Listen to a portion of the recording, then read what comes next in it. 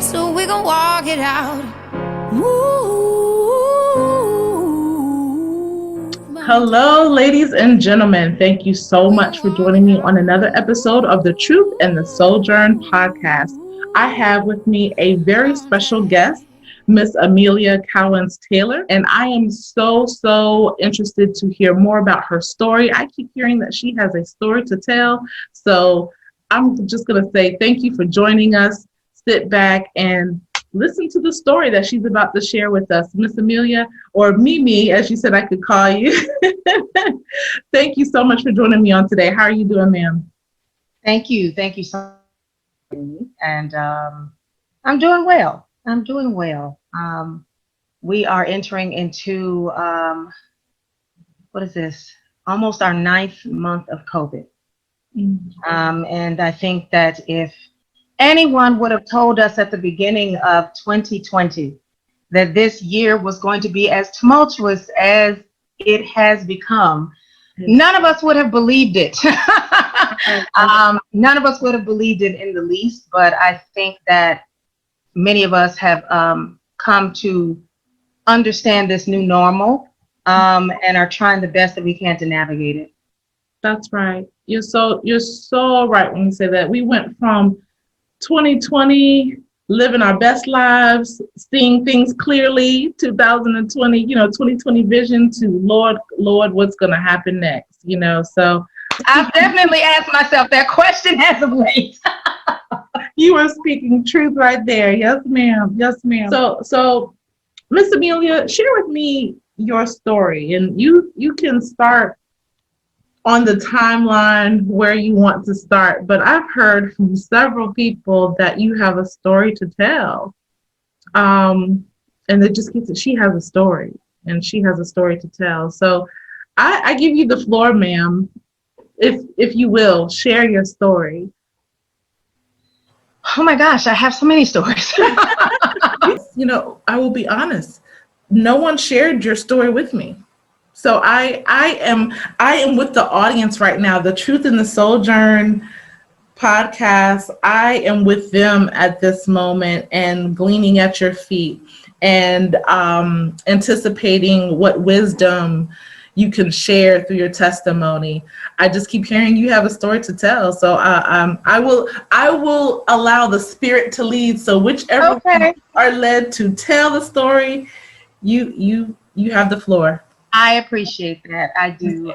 And likely where the folks are coming from that are telling you that I have a story, that stems from a Facebook Live that I did last month regarding what happened to me with another employer of mine, a former employer of mine. I, as many African Americans in this world, we have multiple streams of income, and we have different gigs, if you will. And so in addition to my work as a strategist, I'm an actress, I am a former radio and TV personality, and for the last almost 13 years I was one of the hosts of the North Carolina Education Lottery. And I also tested positive for COVID back in August. In fact, the day before my birthday, August the 5th, I found out that I was positive for COVID. And when I alerted the TV station that I had COVID, much to my surprise, I was terminated 2 days later. And I was accused of being very blatantly in disregard of a policy that does not exist regarding coming to work and knowing that you have COVID symptoms. I did not come to work with COVID symptoms. I was asymptomatic, and that was the accusation of being egregious and blatantly putting coworkers at risk. That was such an outrageous and hurtful accusation that in the blink of an eye, Yeah. My world was turned upside down. Right. So it's hard when you, number one, find out that you have this very vicious virus. Okay. It's very sneaky and deceptive.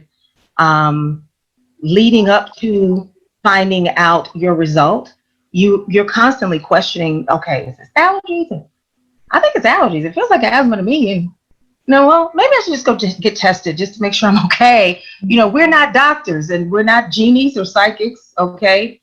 And, I feel that being diagnosed with such a disease and then having stripped away from you the comfort of knowing that you can heal and restore, knowing that your job is secure, that is probably one of the worst things that you can do to an individual during a pandemic, with a disease that nobody knows anything about, a disease that nobody asked for, a disease that no one can control.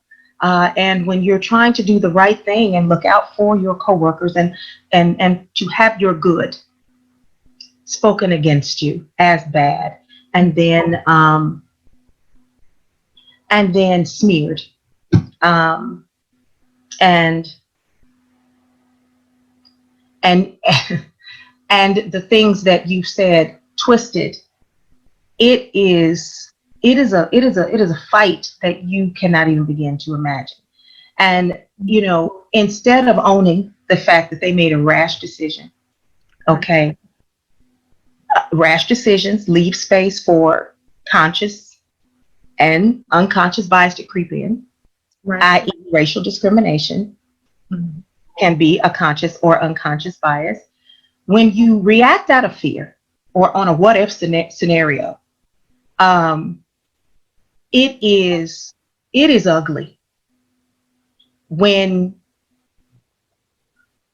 people allow a misrepresentation or mischaracterization of the facts or a turn of events to make them turn a Black woman into a monster or make her feel like a leper. It's not fair. It's unjust. Right. And honestly, WRAL needs to answer for that. And so here we are today.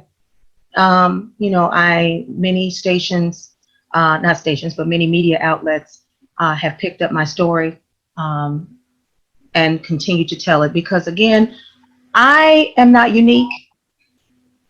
I am not unique. I know that this is happening to Black women all over the country. Right. The difference is that I have a platform and I have a voice and I have a community. And that was one of the reasons why I felt the need to go public with my Facebook Live in mid-September, because I'd sat on this information for about a month and it wasn't fair. And, so many times when this kind of injustice happens, I believe that employers, especially of large corporations, just expect Black women to kind of take your injustice on the cheek, go away quietly into the night, accept the fact that we've arbitrarily made a decision to get rid of you for whatever reason, and go away and be quiet about it. And just be okay with the fact that, we allowed you to work here for as long as you did anyway, but we're done with you. Wow. That feeling of being discarded. Yeah. Mine is a story of every disregarded Black woman. Mine is the story of every woman who feels like they've been tossed to the side. And there isn't a one of us. And if it is, keep living, as our grandmother used to say, okay? There isn't one of us who's walking around on this earth today that does not know the hurt and the sting of being thrown away for having the audacity to demand equity. How dare you demand fair treatment? How dare you speak to what in my mind and in my belief is clear discrimination? And I had to speak up about it. And what's really hurtful is the fact that I have been a part of that body. I moved here 19 years ago to work for WRL TV as a producer. 3 years later, when I rounded out my news career after a 12-year career throughout the country, I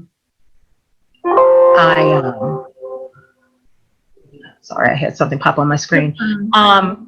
When I rounded out my news career, I went on to become a media spokeswoman for 12 years for the North Carolina Museum of Natural Sciences. And then that led to me leaving the museum and becoming a strategist for social justice nonprofits throughout the state.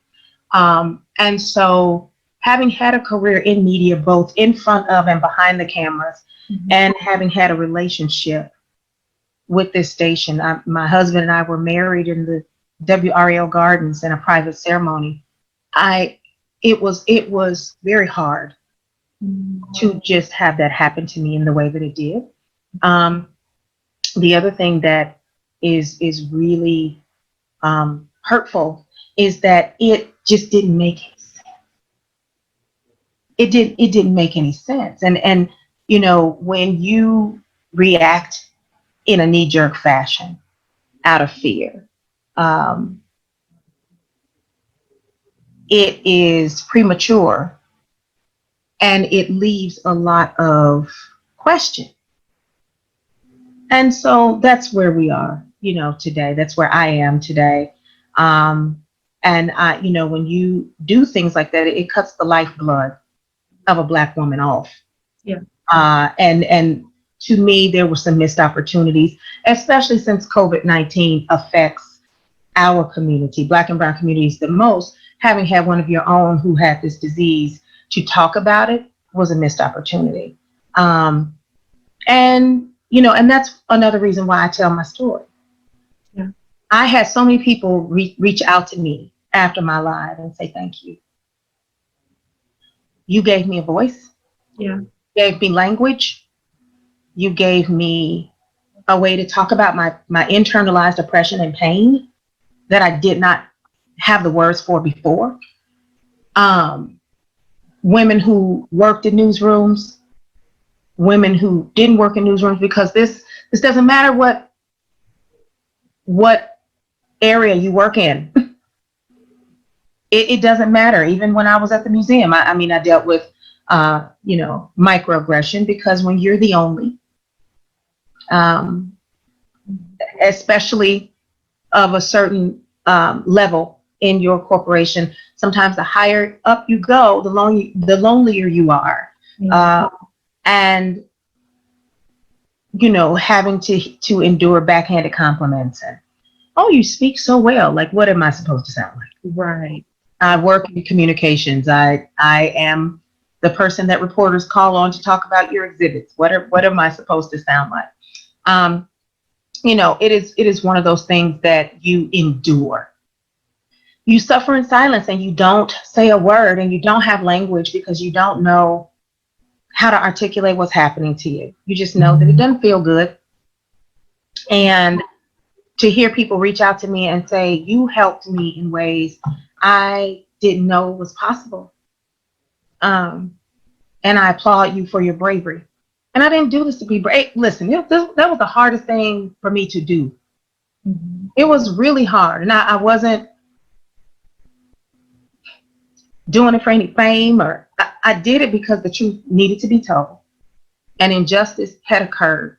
I knew that, and know still today, that there are people who are stigmatized by this disease unfairly, and it's costing them their jobs.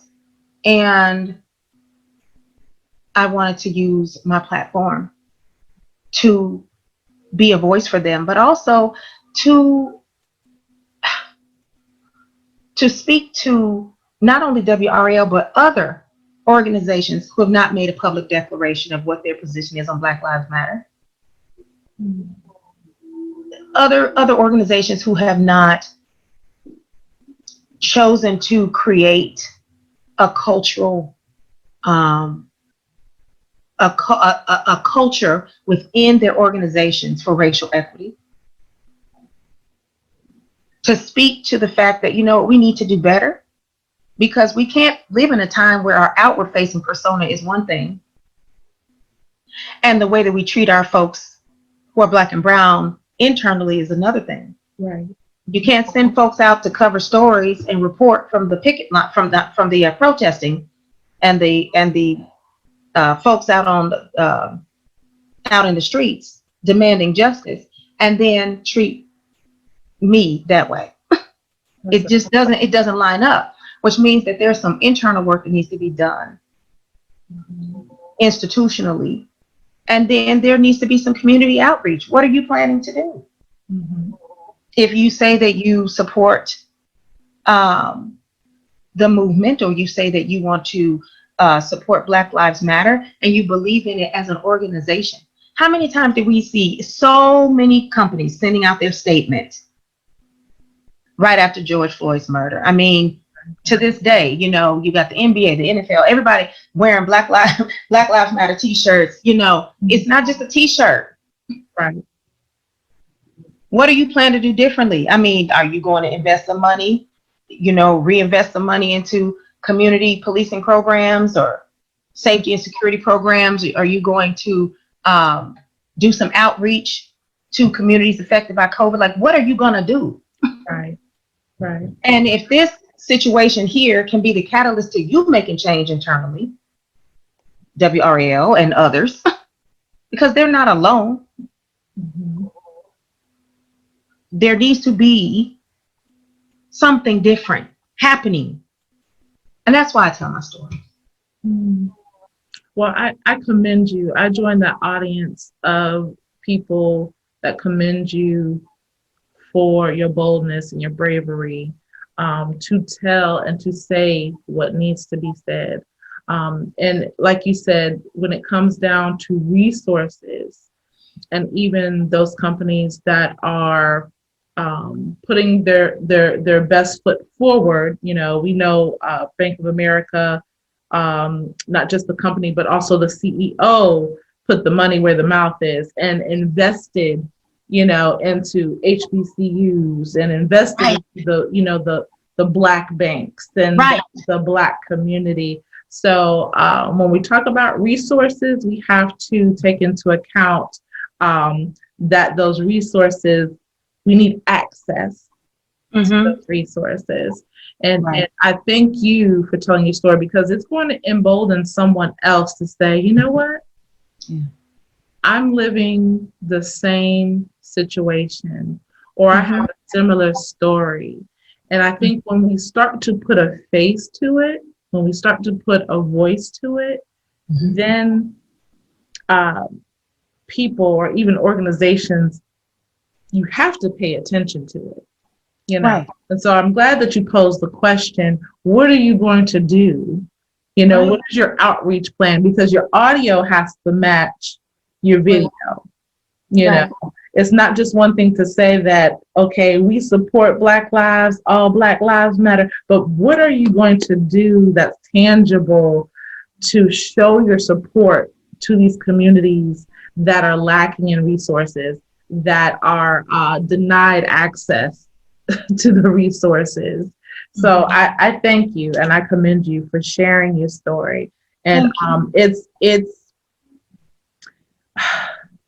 interesting that because I feel like you have so much to share, but it's interesting that you shared that story with me today, because I literally had an appointment at the bank this morning with an actual banker, knew the name of the person, who I was going to meet, what time I had to be there.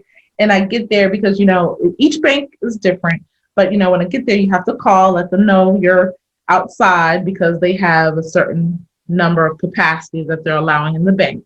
So they simply said, you know, Ms. Ely, we're at capacity. Once such and such leaves, we'll be able to grab you at the door. I was fine with that. So I said all that to say, the gentleman that I was supposed to meet with this morning, I could not meet with. They sent him home because he literally got to work this morning, got a call from someone he had been in contact with. You know, we'll talk about contact tracing with COVID-19. And long story short, he had been in contact with someone over the weekend that just tested positive for COVID. Now, this gentleman was sent home for the next 14 days on paid leave. With paid leave? With paid leave. So The response from every organization has been different. In fact, I can recall 3 weeks ago, the lead story on WTVD, which is, I know your audience is much of Eastern North Carolina, so they can get that station. It's the ABC station. The lead story was how Wake County, the Wake County Sheriff's Department that issues gun permits, that the lead the story headline says you're going to have to wait a little longer on your gun permit because an employee tested positive for COVID. Now, never once did I hear in that story, he tested positive and we fired him. That what the sheriff said was he tested positive. We isolated who he was around, which was 10 people. All 10 of those folks that work in gun permits are on quarantine until they get tested and come back. And until then, you, Wake County folks who have gun permits, y'all gotta wait. Until they all come back well and whole. Yeah. So, general public, y'all wait till our people get well. It wasn't, we now know who he is. Yeah. He has possibly infected 10 people and we have now fired him. That never came out the sheriff's mouth anywhere in that interview. Right. And the response is what just doesn't make any sense. It doesn't. And instead, the response that I've received and what was publicly put out there about me used, in my opinion, the general public's fears against this disease to blame, shame, and intimidate a Black woman. And turn her into, or paint her as a liar. Yeah. That is where I think it just, like I said, the only thing I can keep coming back to is it doesn't make sense. Yeah. I one really quickly, and I don't know how much time we have. You have as much time as you have. Really quickly. Listen, really quickly. And many people know this story about me too. You asked about my story, so I'm gonna give you another. I've actually been very blessed to survive 2 pandemics. Okay. 2009 H1N1. We all remember that. I was diagnosed with H1N1. In fact, what is today? Today's the 13th of October. 11 years ago, I would still be in a coma. Wow. I was placed in a medically induced coma but in the overnight hours between October 7th and 8th with H1N1. I had acute respiratory distress syndrome. I had double pneumonia. The doctors gave me a 1% chance of survival. Wow. Okay. After a month in a coma, I had to spend another month learning how to walk again, feed myself, dress myself, put my makeup on, everything, comb my hair. Wow. Which is quite beautiful, if I must say so. Oh, thank you. You're looking good, girl. You're looking good. Thank you. But one of my other gigs, and again, like I said, I'm multi-layered, but one of my other gigs is I've been a makeup artist for over 20 years and I'm a licensed esthetician. So, but anyway, but when I was diagnosed with H1N1, I was at the station at the time as well. The response was totally different. The response was totally different. An outpouring of love and support. I almost died. A 1% chance of survival is a 99% chance of death. Wow. Well, I know a thing or two about illness, and I would never intentionally put someone's life in harm's way.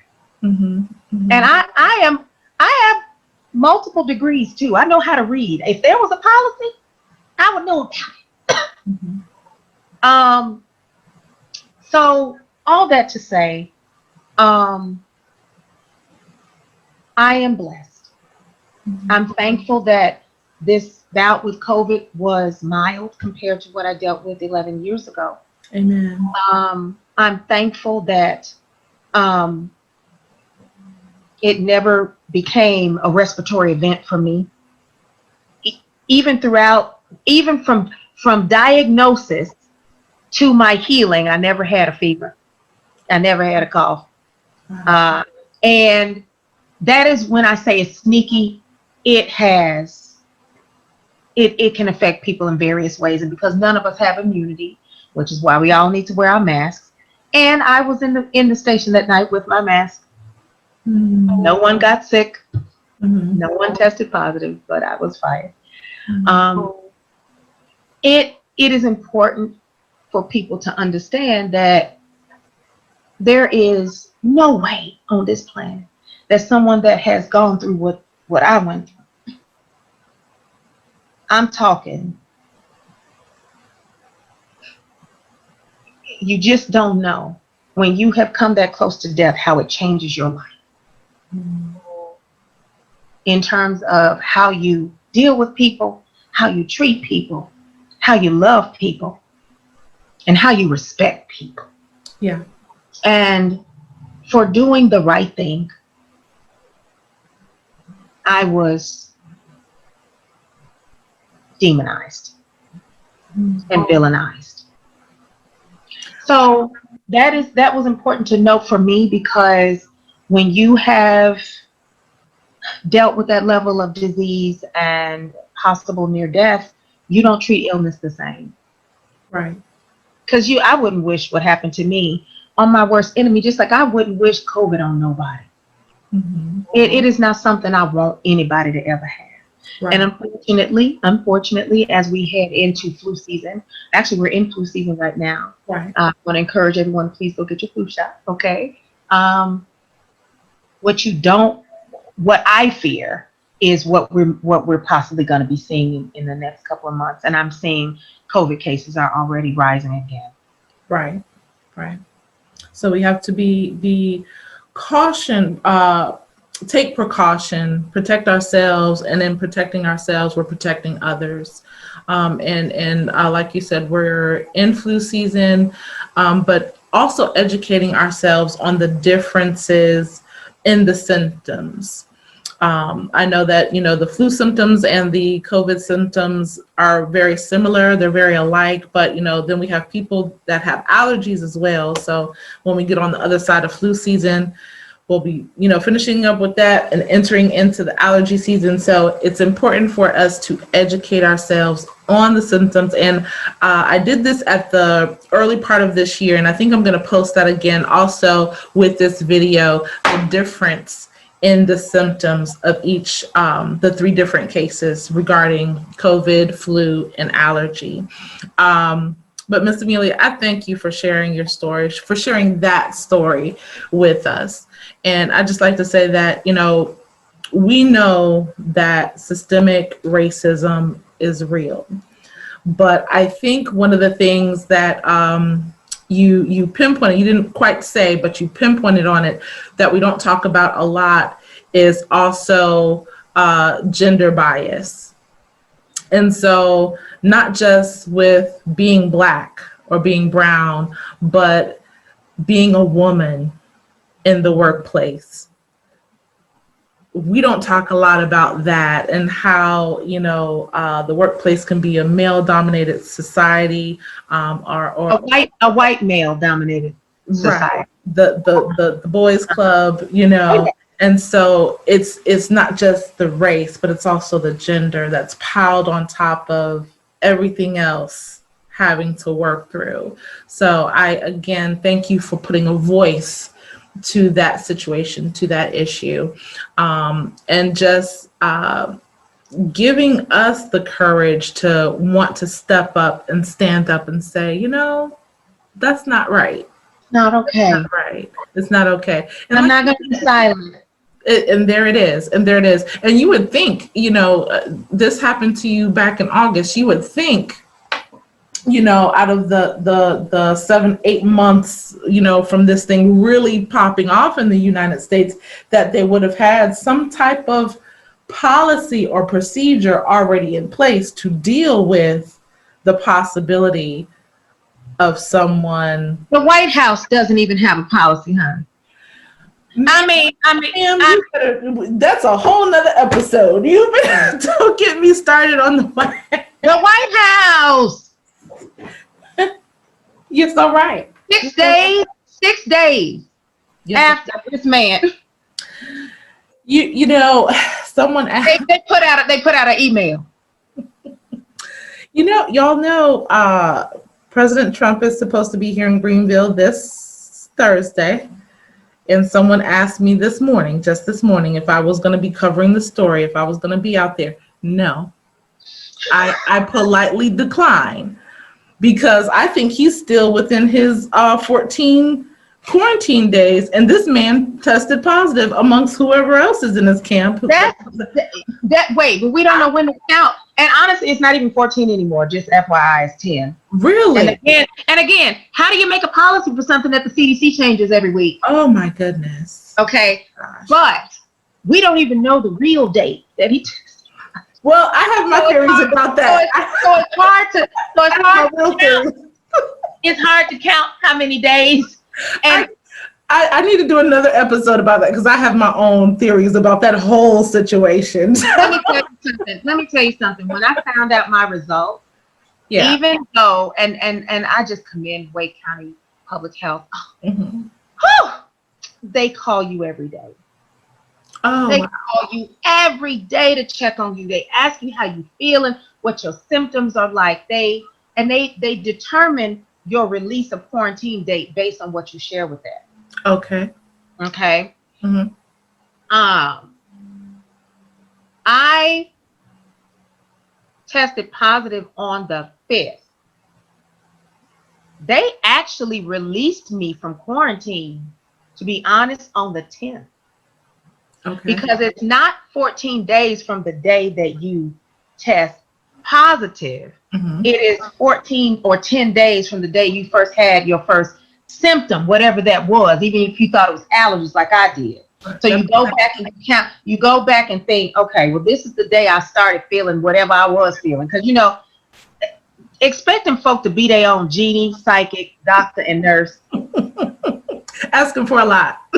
You asking for a lot. All I can do is do what you have on your sign that say, don't come in the door with a fever, chills, diarrhea, and have a mask on. And if I did all of that, I thought I was doing what I was supposed to do, whatever. Right. Okay. Right. But you are supposed to go back, figure out that day, and then count, right? So they cleared me for quarantine ending on August the 10th.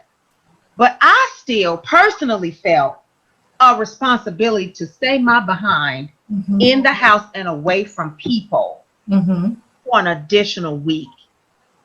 Because the other thing too is, after you're fine, you still have the antibodies, which is why you should not go get tested again. Okay? They say the whole get 2 negative tests after. Don't do that, because what may happen is if you go get tested again after, because viruses shed, okay? Viruses shed in the body. When you're shedding virus, you have the antibodies, they still show up in your blood. Right. Okay. And so then that could impact a test being positive when you're fine and you're not contagious to anybody. But those antibodies, from my understanding with the last bit of research, because again, it changes all the time. The last bit of research that I recall said that the antibodies stay in your system for 3 months. Have you heard that too? Wow. No, I didn't. So technically you have protection. Again, I don't trust it because this thing has so many different strains to it.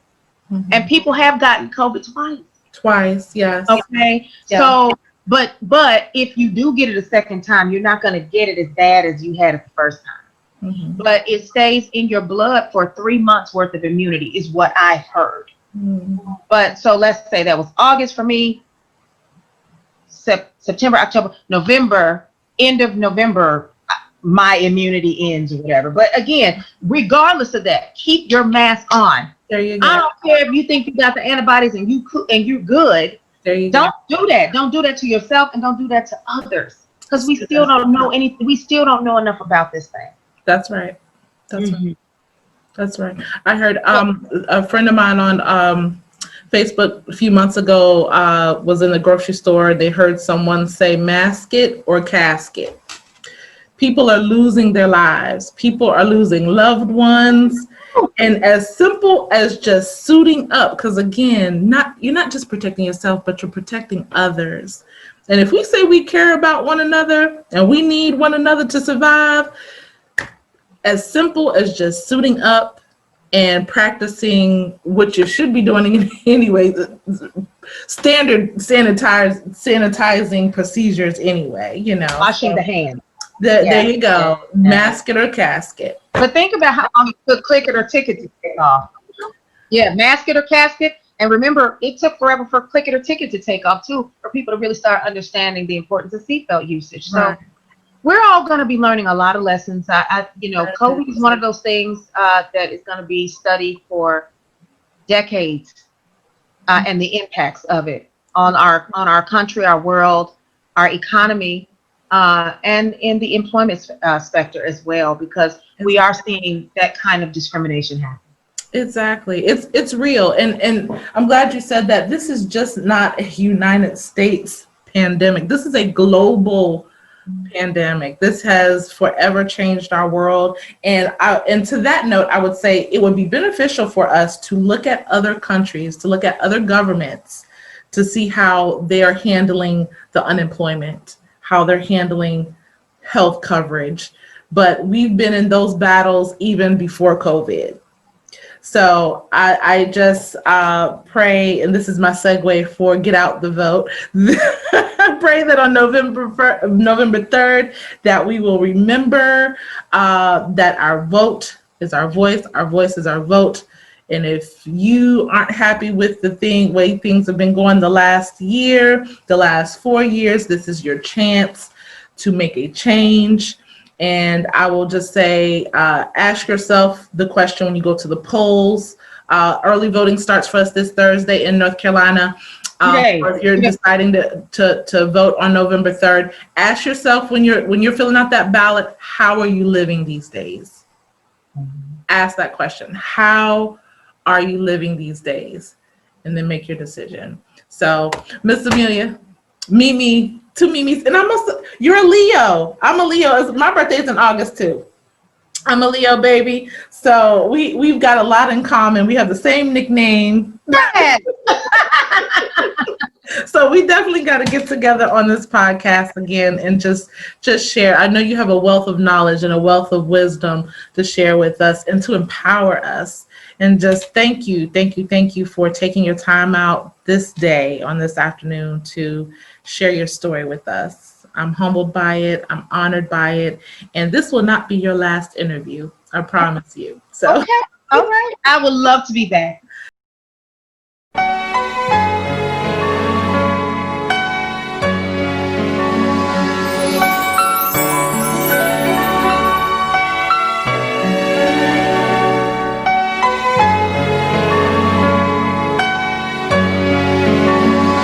She's been down and out, she's been wrote about, she's been talked about constantly. She's been up and down, she's been pushed around, but they held her down. NYC, she has no regrets, she accepts the past. All these things they help to make she's been lost and found, and she's still around. There's a reason for everything, yeah. You know I've been holding on, tried to make me weak, but I still stay strong. Yeah. Put my life all up in these songs, just so you can feel me, so you can get the real me.